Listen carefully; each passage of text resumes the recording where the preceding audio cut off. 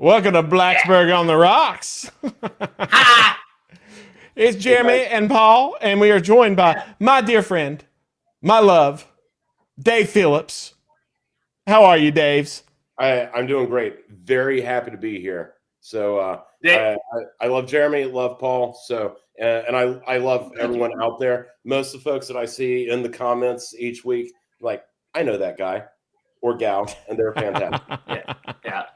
You got to be careful though. Don't make Tina mad because she will straight up leave the chat. She was specifically the gal I was thinking of. So yeah. Oh, Tina will. Yeah, she will also murder your face if you ever mess with her too much. Just a heads up, anyone. You see Tina out, do not fuck with her. No. Tina can be scary. Cut from a different cloth, that's for sure. Yeah. Jeremy, I want to apologize to you before we get started. These podcasts are very unfair to you because every time we do them, you are the second prettiest person on the podcast. But now that Dave is here, you've dropped down to third. And I feel bad for I'm sorry. I'm fine with it. Honestly, okay? it's fine. All right. It's fine.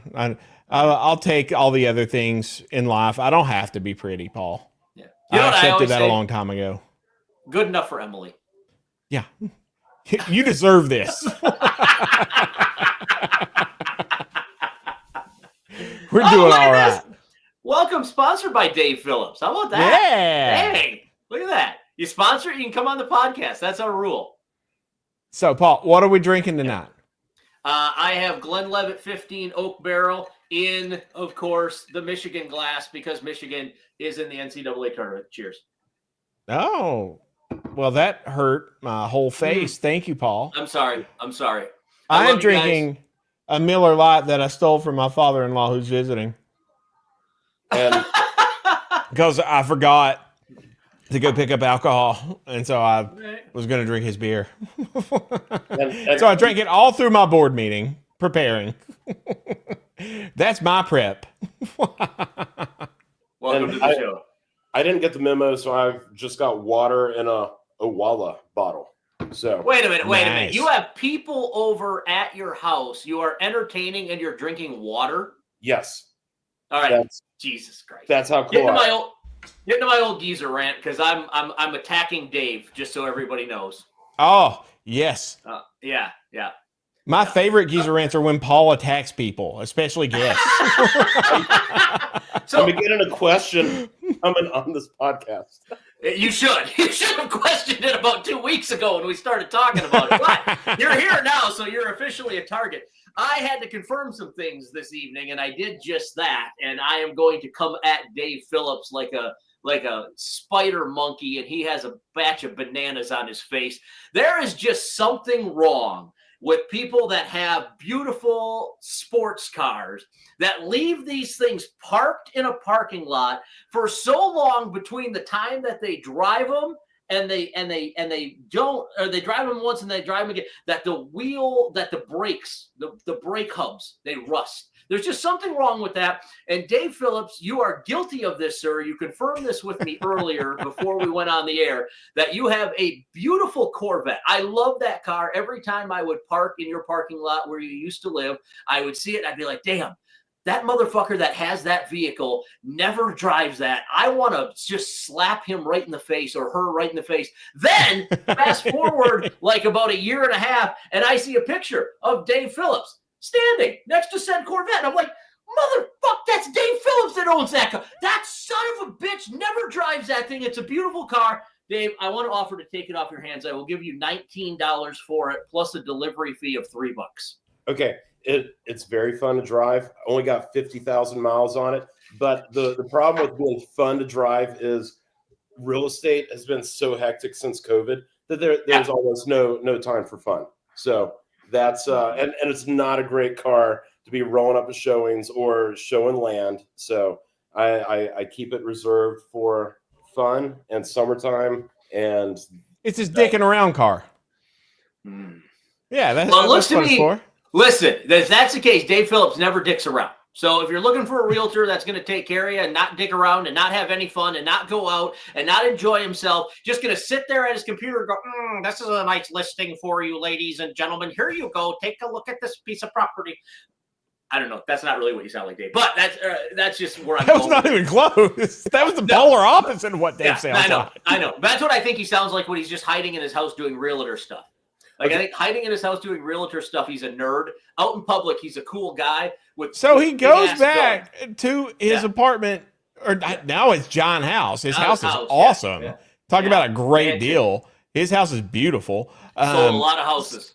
So you think he goes back and he suddenly has a high-pitched voice and talks fast. The opposite of what Dave talks. Puts a pocket protector in his shirt. Mm-hmm. Yeah. Absolutely. That's what I believe. Got a graphing calculator that he figures out prime interest rates on and stuff like that. I truly believe that. That's the only person that would own a Corvette like Dave has and just let the brakes rust on it. So I will say he works fucking tirelessly. I know he does. Like $19 plus you deliver it to me. I'll give you a $3 tip. What do you say? Let's do this. I'll sign the paperwork tomorrow. Yeah, he took us to 1 billion different houses before we bought ours. Yeah. Now, to be fair, when I was showing houses to Jeremy and Emily, it was right when COVID was happening, and you weren't allowed to hang out with your friends, but I could show them houses, and we looked at a lot of them. We spent a lot of time looking at them. And then we did find the perfect house for them. And one of my fondest memories at Jeremy and Emily's house was when we had the baby shower and was wrapping the watermelons and doing the watermelon race. Oh, man, I was drunk as shit. My family was horrified. I was like, I've only got a few more months where I can drink freely, and I was just pounding them. At my baby shower. Now you have to wait till you do a podcast to drink freely. Yeah, actually, this is the only time I drink throughout the week. Normally, is just on the podcast. Yep. Like I might have another day of the week. I just don't drink as much as I used to. You're such a grown up. I don't like it. Knock it off. Well, I can't be drunk and my baby need me. By baby, you mean I'm quite fond of her. Yes, I mean Emily might need me as well. So. She worked tirelessly on making this child awesome, and my child is awesome. And so I've got to at least be around to like do some stuff for her when I come home. Take credit. Take all the credit. Yes. That's what you do. Yes. I'm hoarding the credit. I love Jeremy. I love him, but thank goodness for Emily. Oh yeah, 100%. She is a saint. She is, like let's just build a statue for Emily in between Blacksburg and Christiansburg. You know, Dave, I would have beforehand, but I'm poor now because I'm a pharmacist. Because all Dave, find me a piece of property. I only need it to be maybe like as big as this room, so 10 by 8, and I'm going to build a statue to Emily. Amazing. Yes, or we can petition the town of Blacksburg to take the tree down in front of Jeremy's pharmacy and put the statue to Emily up there. Holy shit. Yeah. You're going to be a regular. You're coming back next week. These are great ideas. Dave, you've got the link. It's a permanent link. You can always drop in on any podcast that you want to. Oh, my God. It's fun. We love drop-ins. This whole conversation is making me moist. Yeah, it is. Now, speaking of Blacksburg, we're on to the vibe check. And, Dave, I want you to take our vibe check away because what is the vibe around Blacksburg with the Hokies going to this tournament? We don't get to go to a basketball tournament, but we are really good at wrestling. Okay, I saw a stat. I think it's on Saturday. Put it out that this is the first time since 2011 that the football team was below or at 500 or below. Emily brings a good point. I think the spot where the tree is now would be a good spot. I agree. That's true. I will take care of that tree, Jeremy. When do you want me to come over and take care of it? No one is touching that tree.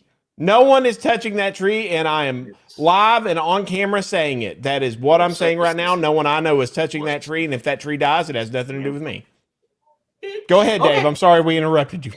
Yes. So the first time since 2011, neither basketball team has made the NCAAs, and the football team did not finish above 500. So, those are obviously the three big sports that most of the people around Blacksburg focus on, and would love for. I mean, we've got so many great sports at our fingertips to watch in Blacksburg.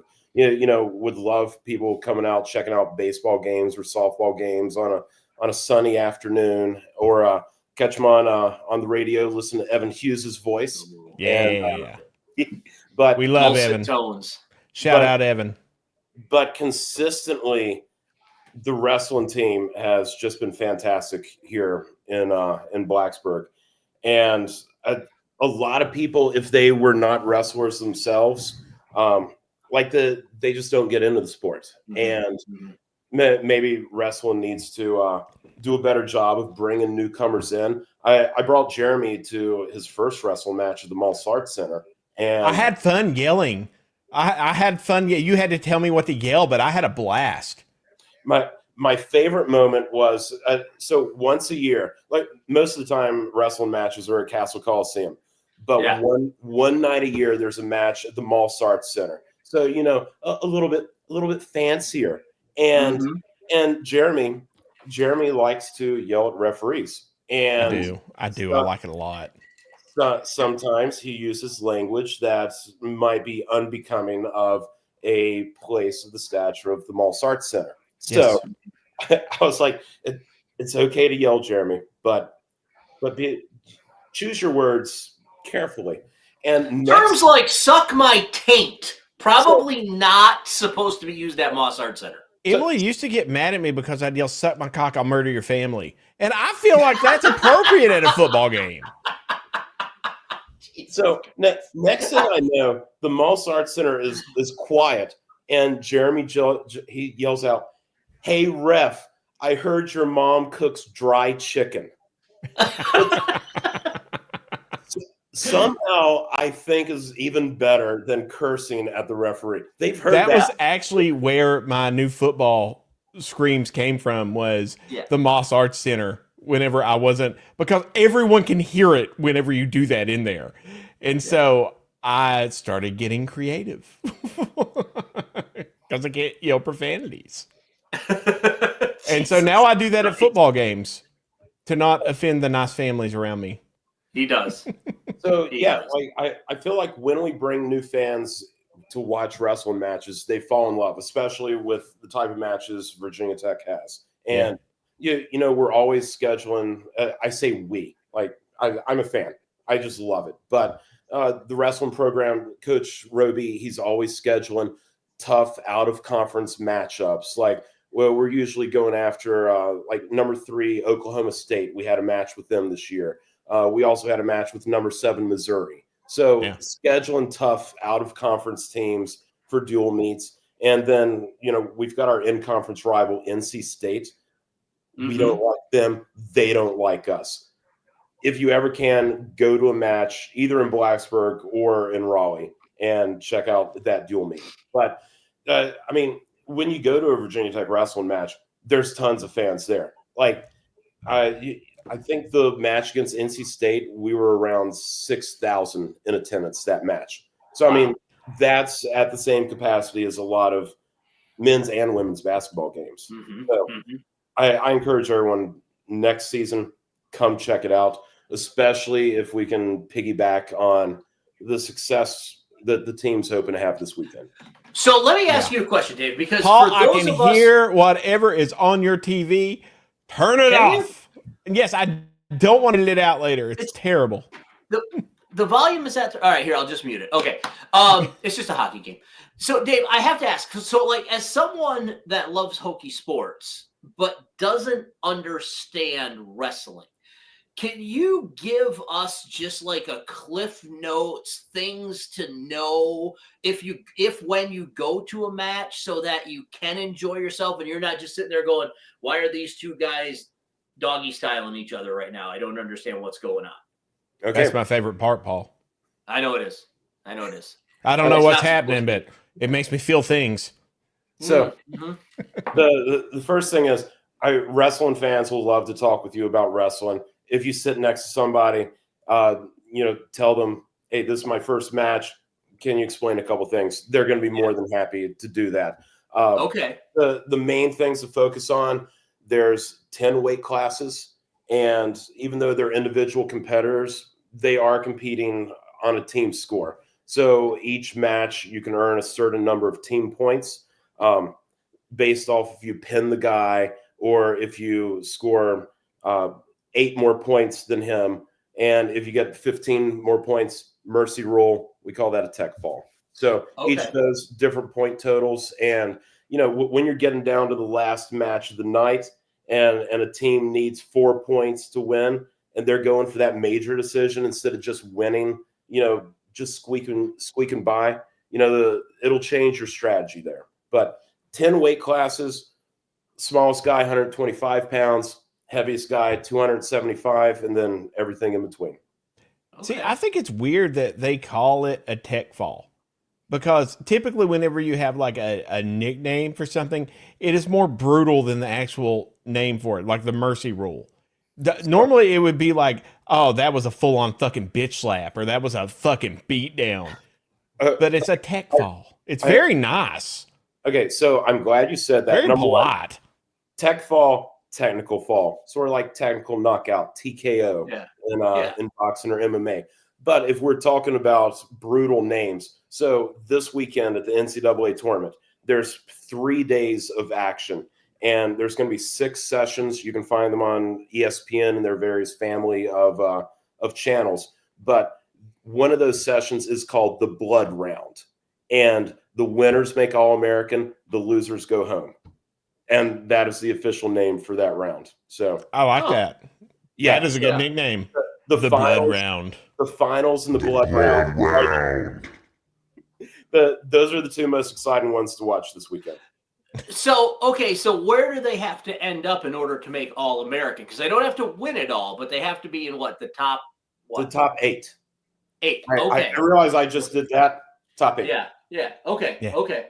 And making our thumbnail for the 3. So making All-American actually is a big deal. Are we German now? Okay, that is an Inglourious Bastards reference. It is. That is an Inglourious Bastards reference. That's how they found out that he wasn't German. Mm-hmm. So, but yeah, making All-American actually is a big deal because of a lot of these wrestlers, if they're trying to transition into coaching after their competitive career is over, then that is a huge thing to put on the resume. And also, like, wrestling is one of those things where the coaches that are on the coaching staff are actually in the room wrestling the other guys. So having that on your resume that you're a multiple-time All-American, that helps you get those coaching positions. And if you're going and working these camps, then it actually is a big accolade professionally for those that choose that route. Okay. Nice. Well, Dave, what is our big kind of high point as far as wrestling as we're going into the tournament? Sponsored by Bear Dance Hemp. Shout out. I like how you're making this work. So they're adaptable. There's a couple of high points here. I would say the main thing for the casual fuck you, Marnie. Marnie said, thanks for pinning that down for us. I love Marnie. Terrible. Yeah, so for the casual Virginia Tech fan that doesn't really follow wrestling, probably the main thing to be focused on this weekend is Caleb Henson. He's the undisputed, reigning, returning national champion from last year. So he's, I believe, 18-0, and he's ranked number 8 pound for pound out of all the collegiate competitors right now. So he's the favorite, and he can make Virginia Tech history by becoming the first multiple-time national champion. Mekhi Lewis won it his freshman year. We've had a couple of other finalists, Devin Carter, current coach Jared Hott, but Caleb Henson, also first ever national champion from Georgia. Not really a hotbed of high school wrestling, but he made history there. But potential to become the first Virginia Tech multi-time national champion. Wow. Well, I'm definitely going to watch that. So are Mekhi and Caleb the only 2 national champions we've ever had in wrestling? Or are there others like back in the day? No. So Devin Carter from Christiansburg High School, he made the finals. He was the first Virginia Tech finalist. Jared Hott, who is on the coaching staff for Virginia Tech right now, he also made the finals his senior year. Then Mekhi Lewis, he was seeded 8th his freshman year, and that was awesome. He beats the number 1 seed. Then he beats the number 4 seed, then the number 2 seed, the 2-time returning national champion. Won it his freshman year, but then the next season had an injury. He had to injury default out of the tournament after winning the quarterfinals. So he didn't lose that tournament, but he just couldn't continue. So he medically forfeited out. And then the next 2 years, he ran into Carter Strachey, which he made the finals in Carter. They came down to overtime tiebreakers, one of the closest matches in NCAA history. But Carter Strachey for Penn State, who might become the first ever 5-time national champion because of the COVID eligibility rules. So, so that is why Mekhi was never able to acquire that second national championship. But Caleb Henson, he's got a great opportunity here. Is Mekhi done now at Virginia Tech? Has he graduated and moved on, or is he still part of the wrestling team? He went through all of his years of eligibility, including, red shirt, Olympic red shirt, the COVID eligibility year. So he went through all of that. And I feel like he was here for a decade. I do too. It was close. So wrestling's one of those sports where, in addition to red shirts, you can take an Olympic red shirt year if you qualify. So if you place high enough on senior level events or past national champion, you could say, hey, I'm not wrestling in college this year. I'm going to focus on trying to make the Olympics. So you could get an additional red shirt year. But Mekhi, I believe that he just took a coaching position with Beat the Streets, which is they put on senior level events. And when I say senior level, a lot of these guys, when they graduate college, the guys that are competing for Olympic medals or world championships, they're competing each year on the senior level. Okay. So outside of Henson, who you already talked about, who are the other guys that we need to be aware of going into this NCAA tournament this weekend? Okay. So another thing that we could make history on, Virginia Tech's never had more than one national champion in the same year. And I mean, there's a chance that we could have two. I mean, there's 2 or 3 other guys that could make a run.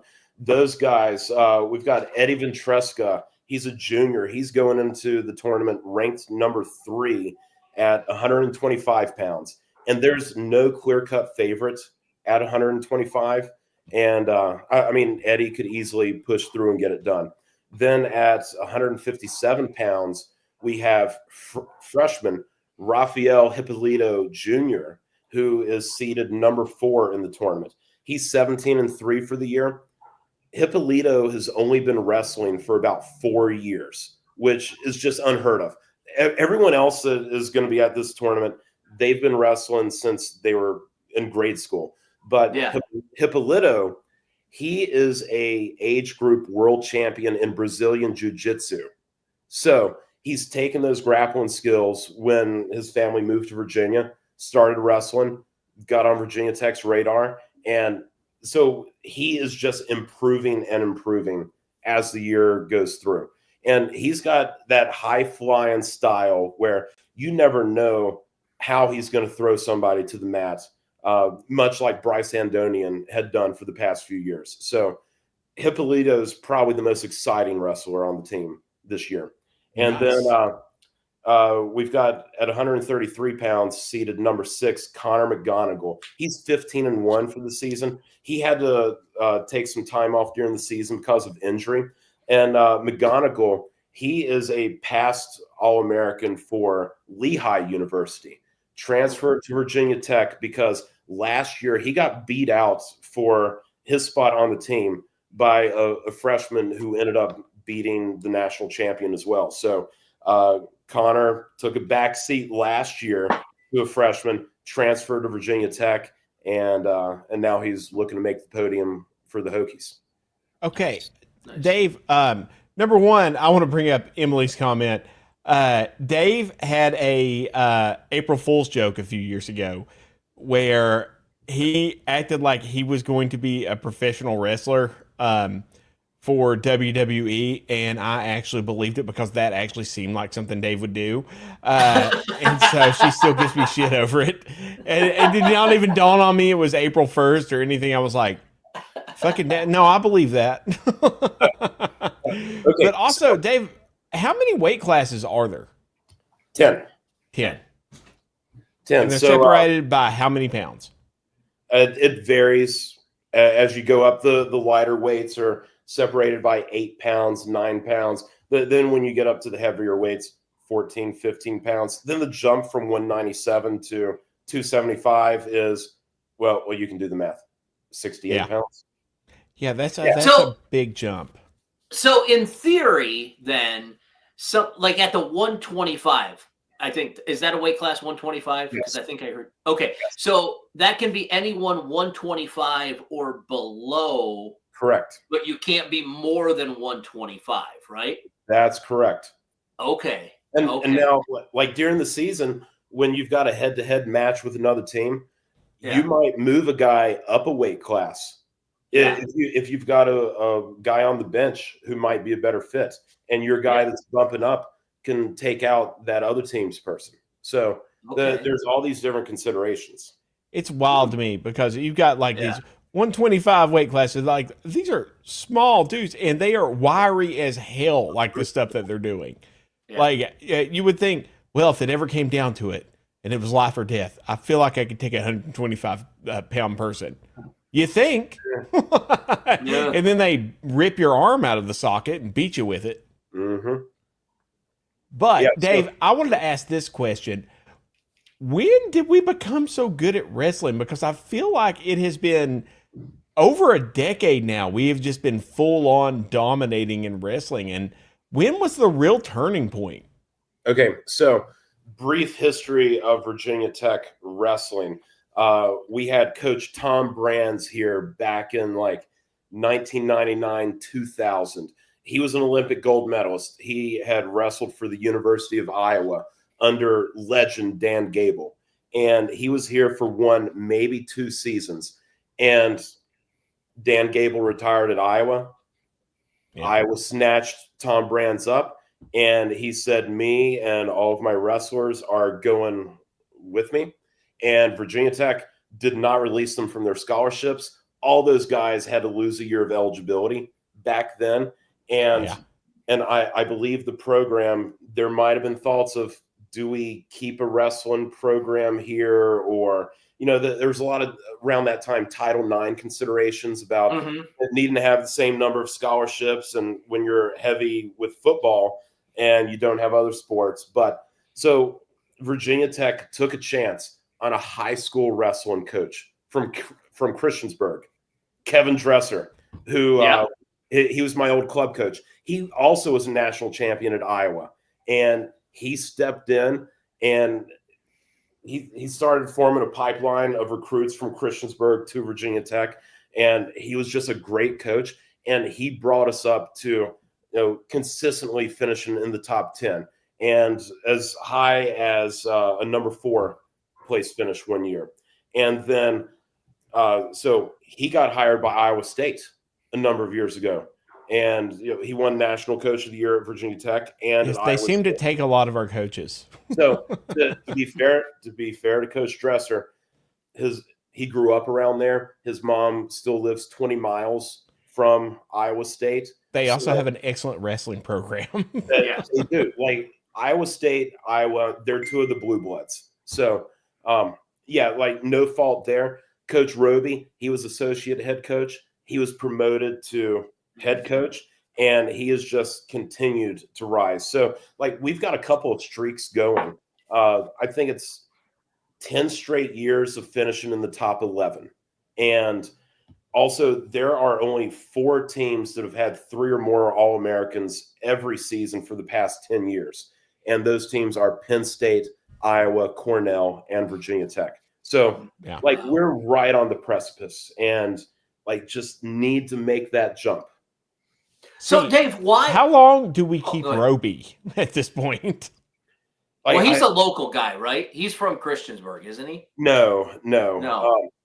I believe he wrestled at Edinburgh, but I wouldn't foresee him getting poached because like most of the blue blood programs have their coaches in place. Penn State has Kel Sanderson, Iowa has Tom Brands, Iowa State has Kevin Dresser, Oklahoma State just hired Olympic gold medalist David Taylor. So like, where did Roby wrestle?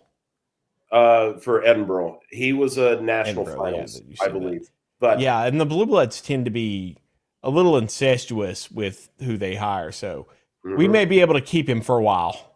Yeah, and so that is excellent because how long we've had Roby? What? God, 7? I was going to say, yeah, years? I think it was he's been here a while. 17 or 18 that he got the job, right? Mm-hmm. Yeah, so I think he took over for Dresser around 17 or 18, and he was here for because I was here. I was here when that happened. Yeah, so probably 4 or 5 years before that, and talking to a number of the guys that I've been friends with, they're like, yeah, Coach Roby is one of the toughest guys to wrestle in the room. So like the head coach is still getting after it with the guys and ferocious. Wow. So let me ask you this. Why is it that these Midwest teams, Iowa State, Penn State, you even hear like Ohio State, you mentioned before. I know Michigan has a good wrestling program. By the way, I'm drinking out of the cup today. Why is it that these Midwest programs seem to be so dominant? And how does a school like Virginia Tech kind of take that step to get, boom, now we're here and we can roll with Penn State night in and night out? So a lot of it has to do with where the hotbeds for high school wrestling is. So Pennsylvania, New Jersey, Iowa, those are states that just, for whatever reason, grew extremely competitive in high school wrestling. And then naturally the colleges around there had followed suit. And a lot of it also is the coaching trees that developed. So, you've got the Dan Gables from Iowa. And of course, when he retires, then you've got other Iowa guys waiting in the wings. So if you can have a good coach like Kevin Dresser, bringing Virginia Tech from basically nothing to consistent top 10 finishes, Coach Roby, getting us in contention for another team title. Like the only thing that's really separating us is like getting those top level recruits. So last year, when Angelo Ferrari, the number 1 recruit, made his announcement, we were in the top 3. He went to Iowa. This year, Bo Bassett, number 1 recruit in his class, we were in his top 4 when he made the decision. He went to Iowa. But we're consistently getting top 5 recruiting classes. But at this point, some of it just comes down to NIL money. Okay. And it always does. I mean, And there's guys out in Iowa that they don't care. They will spend their money on wrestling instead of football. Really? Wow. Yeah. Okay. Oh, yeah. Yeah. So, and same with Penn State, like those guys. And then with Penn State, it's getting the caliber of coaches in there, and then the senior level guys. So, like I'm wearing my Surtech vest here, Southeast Regional Training Center. All of the good colleges will have regional training centers where the guys on the senior level will compete for Olympic World Championships. We have Bryce Andonian, who is here right now, continuing his career. Caleb Henson, he's made mention that he's going to stay in Blacksburg at least through the next Olympic cycle so he can try to win an Olympic gold medal. And having those guys in the room training with the collegiate athletes just raises that level. Penn State, I think every guy who made the Olympic team last year is wrestling at their regional training center. So, I mean, that's a big call for the recruits. And, of course, they're getting better wrestling those guys. Interesting. Let me see here. I'm trying to pull this up because Jeremy loves when I do my old guy on his phone. Yeah, it looks. He's just an old guy over there rubbing on his phone. Yeah, it looks he's like always looking shit up. I am. Hey, I want to get my facts straight. I don't want to just be spouting from the masculine tree in my pants. So it looks like Wells Fargo Center, noon on Thursday is session number 1. Is that right, Dave? Yes, noon tomorrow. And so Thursday, Friday, and Saturday, I would say that the Friday night session, which would be the semifinals and the blood round, and then Saturday night the finals.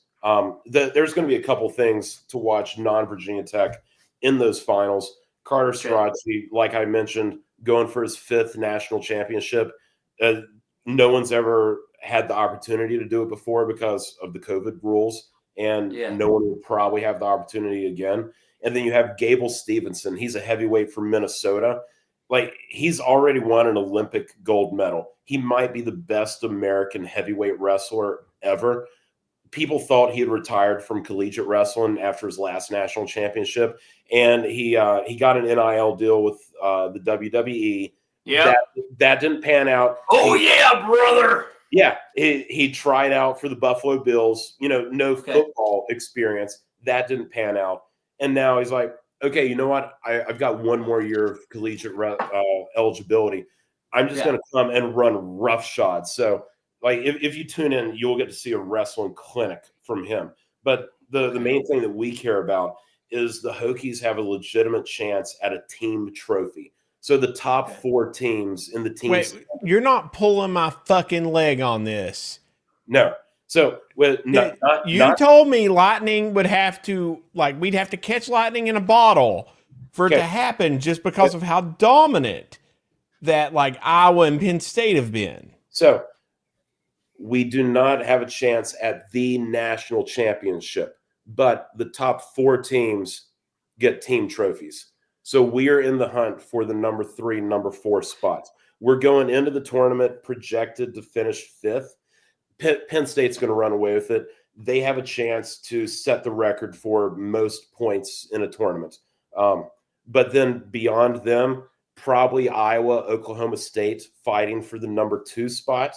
And then it's going to be Virginia Tech, Nebraska, and Minnesota fighting for that 4th spot to get the last team trophy. We've only gotten a team trophy once before, so we've got a legitimate chance at getting our 2nd one ever. Nice. So why don't we have a shot at the national championship? What is the reasoning behind that? But Penn State just is too dominant right now. Okay. Yeah. So it's not anything we've done. It's just that there's Penn State and then, like, everybody else. Yeah. And okay. The way it's set up right now, like, Penn State's just looking at a run of dominance until their coach retires or until David Taylor left Penn State for Oklahoma State. He retired from wrestling when he didn't make the Olympic team, took the head coaching job. He's going to start pulling recruits that would have went to Penn State to Oklahoma State. So that parity level will start to even out. And, we might see more competition like that, but Penn State will run away with it. We've got a legitimate shot at 3rd or 4th when it's all said and done. Wow. Nice. Okay. Dang. I'll take that. That's way better than we've done in any other sport in a while. Yeah. Outside of women's basketball, So, and we've got a lot of other great Hokies that have a chance to All-American. We've got Sam Latona. He's a senior. He's the first ever All-American from the state of Alabama, and just one of the nicest guys that I've ever met. Like, he's had some incredible moments throughout the years. He's a 2-time All-American. He's bumped up to a new weight class, to sort of fit in where he needed to with Eddie Ventresca, Connor McGonigal at the 125 and 133 spot. Hopefully he can finish his career as an All-American. He's going in seeded number 12. We have Andy Smith, the hometown kid from Christiansburg. He's looking to become the 5th All-American from Christiansburg. Like, he'll still do coaching at Virginia Elite, my old club team. And you might have even seen him at Bull and Bones where he'd work in the off season. But he's got a legitimate chance at All-American as well. And then big Jimmy Mullen, who was the number 1 heavyweight recruit in the country coming out of high school. He chose Virginia Tech so he could play football and wrestle. He redshirted wrestling last year, played defensive line for the football team. This year, he's focusing solely on wrestling, and he's going into the tournament ranked number 11.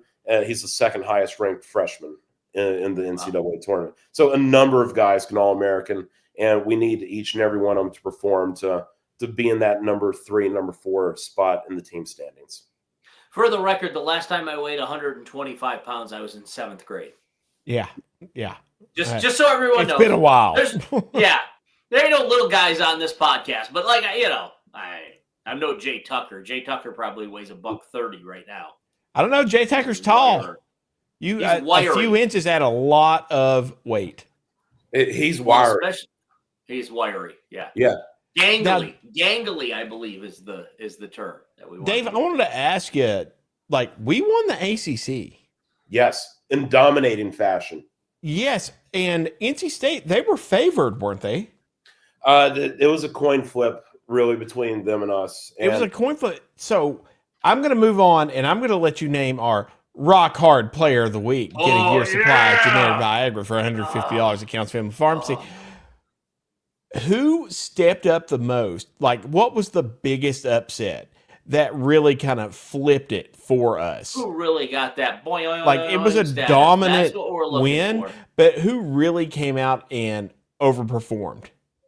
Man, that's a good question. I would say Hippolito coming in as the freshman, winning an ACC championship his freshman year. Like I said, only wrestling 4 or 5 years now. Mm-hmm. So being able to come out and put that ACC championship. Hold on, I got to give it to two. Also, I got to give a shout out to Eddie Ventresca because two weeks in a row, he beat the number 3 guy in the country from NC State. So he beat them in our dual meet to seal the win for us, and then he beats them again in the ACC championship. So those two guys, I got to give it to them. That is incredible. And they're not going to beat the crap out of us when we run up to them with the Rock Hard Player of the Week trophy. Yeah, no, they should.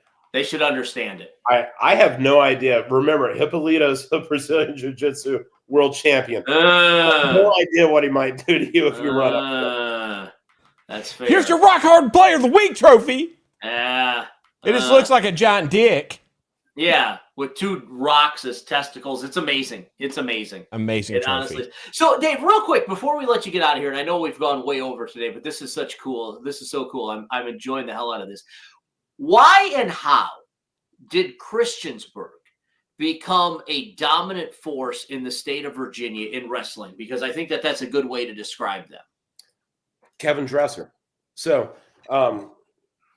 back in 96, 97. So Coach Dresser, he competed at the University of Iowa, national champion there. He stayed on as an assistant coach for a couple of years when the team won more national championships. He was on one of the greatest collegiate teams of all time. And then he took a job in Grundy, Virginia, won 9 straight state I was hoping that wouldn't come up. And then Jeremy's hometown, by the way. It is not my hometown. Second hometown. So then in 96, 97, he took the job at Christiansburg High School and then immediately built them up. And, at the time he came in and he started the, at the time, Hawkeye East Wrestling Club, now the Virginia Elite, the club that I wrestled at. So he took that, said, we will win a state championship within 4 years. And he was competing against his old school, Grundy. And it took 5 years, but he did it. They rattled off 14 straight. And just knowing that you could have that kind of level of coaching there, people would start moving in. The ones that had wanted to prepare their children for success. And you have multiple 4-time state champions there. Now, since Coach Dresser took the job at Virginia Tech and, some other people moved on, Christiansburg fell by the wayside a little bit, but they just hired Virginia Tech All-American Hunter Bolin, who's a local hometown guy. And he's starting to right that ship. So, if you've got kids in the area, send them out to Virginia Elite. If they want to wrestle, it's a great sport. Hunter, he's going to be a great coach there at Christiansburg. And then everyone try to make a wrestling match next year. They're so much fun. If you've never been there and talk to people, they'll tell you about the sport. And Yeah, Dave, for real, like go out. Yeah. I had a blast when I went with Dave over to Moss Arts, but don't go to Moss Arts because that's the one I try to go to, and it's already crowded. Well, never mind. Go ahead and go to Moss Arts. Dave will get me in regardless. Dave is a god over there. So, Dave, my question for you is: at any point in time, will you be at the national tournament this weekend, and will you run in and hit someone with a chair in order to give a Hokie wrestler an advantage? Maybe toss some brass knucks, like they stick them in their singlet, but you can toss it to them and they pop like that, something like that. Distract the referee. Anything like that going to happen? Look, if I told you on this podcast, it wouldn't be a surprise appearance. And JR can say, by God, that's Dave Phillips. By God, it's Dave Phillips.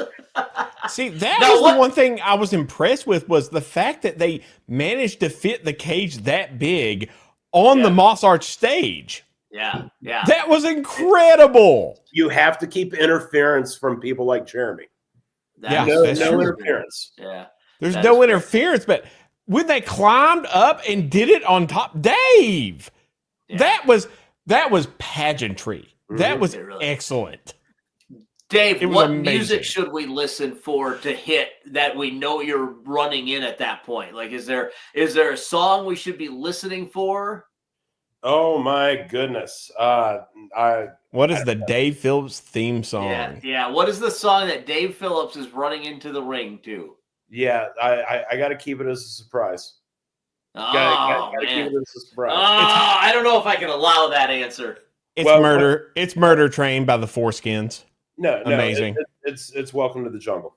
I was gonna say, is it Enter Sandman? Because that would actually make the most sense. So you can't appropriate that, Paul. It's too much. You've got to reserve that for the Hokies winning and blaring it out when we've got our national champions. And one last thing, like just bringing back memories of last year when Caleb won his national championship.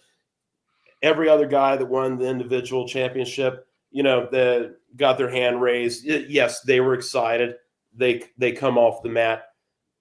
All of Caleb's teammates came out, lifted him up on their shoulders. It was such a great imagery from last year, and showed how much the entire team cared about that moment. Absolutely, that's awesome. That is awesome. All right, Dave, we're on to our last segment. Grayson is mad as fuck. It's not a real segment. I just always bring it up because that was one of my favorite things was whenever Grayson went off that one time. But everyone, thank you all for spending your night with us and hanging around. Dave, you were a wonderful guest. Everyone, if you've got a house to sell in the New River Valley, get at Dave Phillips. Or just a 10x8 piece of property so you can build a statue to Emily. Whatever. Dave can find it for you. Dave, he took care of me. I had a bad person trying to lend to me who made me a lot of promises when I was trying to buy my house, and Dave saved me. And Wally, shout out to Wally. Mm-hmm. You need anything done as far as house financing, go to Wally. He turned that around in 24 hours and saved my deal. Well, these people work tirelessly, and that's why I don't have to pay rent anymore, is because of Dave and Wally. You all are wonderful. I want to know who that person is. Call them up. Wally Andrus. No, Wally Andrus is the good one. I gave my advice to Jeremy, and I ignored it. He ignored it at first, and then eventually he figured out, okay, Dave was right. What? Dave knew what he was talking about in an industry that he works in 24/7, 365. What? He was like, Jeremy, what this dude is saying doesn't sound right. It doesn't. None of this sounds right. And I was like, Dave, look at what he's telling me. I'm just gonna breeze through and get this. And he was like, Jeremy, and I went, I'll just follow through on this. Nope. Should have listened to Dave. Should have listened to Dave. Hey, Jeremy getting his loan from Dewey Cheatham and Howe Loan Services. But it all worked out. It all worked out. Thanks to Dave and Wally. Shout out to you both. You all are wonderful. And you all are wonderful for tuning in and listening to us. Dave, your insights were incredible. Stick around for a little bit afterwards. We got to let your stuff upload. And you all have a great night.